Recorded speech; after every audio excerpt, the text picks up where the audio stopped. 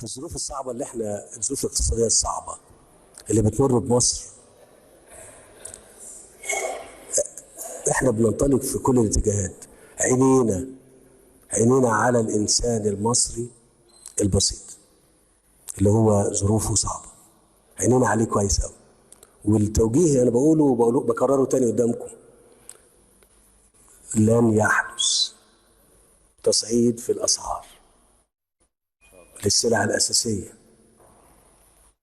ومطالب الناس مهما حصل. ومش هيحصل حاجة للدولار يعني، لكن بقول مهما حصل للدولار. انت الجيش مسؤول والدولة مسؤولة معايا. ماشي يا فندم؟ وعد ان شاء الله، وعد ان شاء الله. احنا لو نقدر